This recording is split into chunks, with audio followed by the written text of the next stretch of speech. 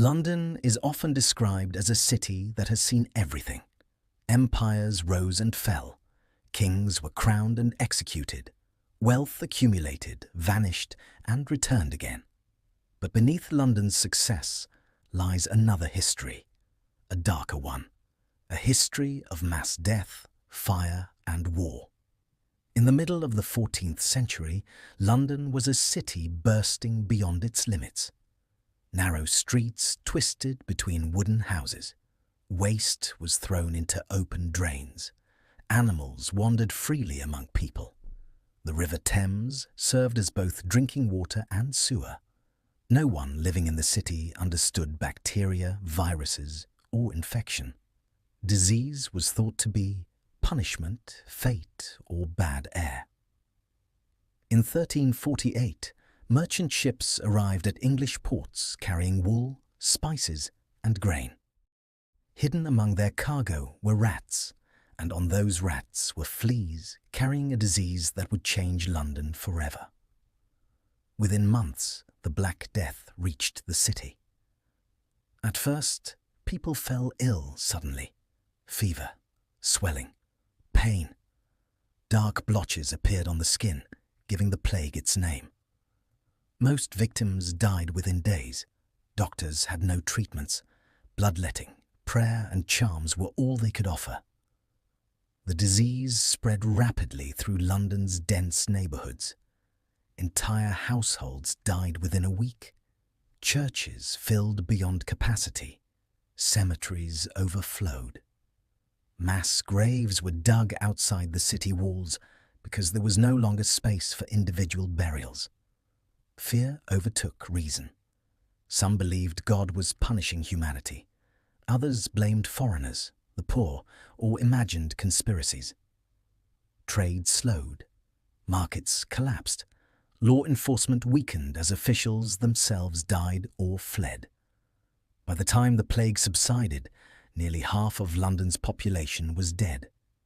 Recovery was slow, but the consequences were profound. With fewer workers available, labour became valuable. Wages rose. The rigid feudal system weakened. Survivors demanded better treatment and pay. London emerged smaller, traumatized, but socially transformed. The Black Death did not just kill. It reshaped the balance of power in English society. More than 300 years later, London was larger, richer, and more powerful, yet still dangerously vulnerable. In 1665, plague returned. This time, records were kept. Weekly death bills listed names and numbers. Red crosses were painted on infected homes, with warnings written on doors. Families were sealed inside, guarded by watchmen. If one person became sick, everyone inside shared their fate. The wealthy fled the city for the countryside. The poor had no such option. As summer heat intensified, so did the death toll. In some weeks, thousands died.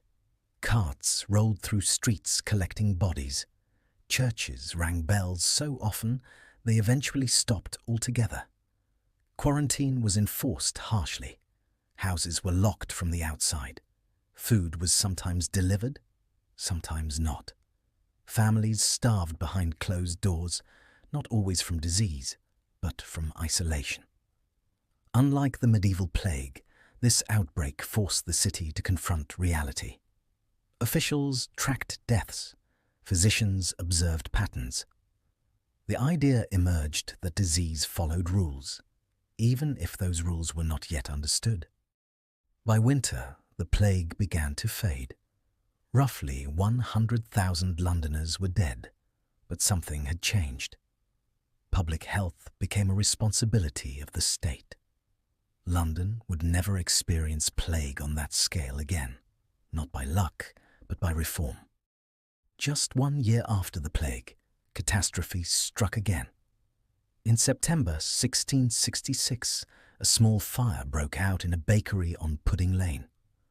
At first, it seemed manageable. Fires were common. But London was built almost entirely of wood. Houses leaned over streets. Wind funneled flames forward. The fire spread uncontrollably. Without an organized fire service, citizens fought flames with buckets and hooks. But hesitation proved fatal. Authorities delayed demolishing buildings to create fire breaks. By the time decisive action was taken, it was too late. For 4 days, London burned. Churches collapsed. Warehouses exploded. Entire neighborhoods vanished. Smoke darkened the sky for miles. Tens of thousands were left homeless. Remarkably, few deaths were officially recorded, but livelihoods, records, and homes were erased. Yet from destruction came transformation. London was rebuilt in brick and stone. Streets were widened. Building codes were enforced. Fire insurance companies formed, creating the foundation of modern firefighting. The Great Fire destroyed medieval London and created a modern city in its place. By the 20th century, London faced a new kind of threat. In 1940, Nazi Germany began a sustained bombing campaign against British cities. London became a primary target. For the first time, civilians were the battlefield. Night after night, air raid sirens wailed. Families fled to shelters. Underground stations filled with thousands sleeping on platforms. Bombs fell blindly, destroying homes, schools, hospitals. Entire streets disappeared overnight. Yet something unexpected happened. Londoners adapted. Communities organized. Neighbors helped neighbors. Daily life continued beneath destruction. Buses ran. Schools reopened.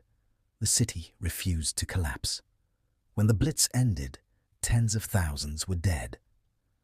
But Britain emerged with a new understanding of collective responsibility.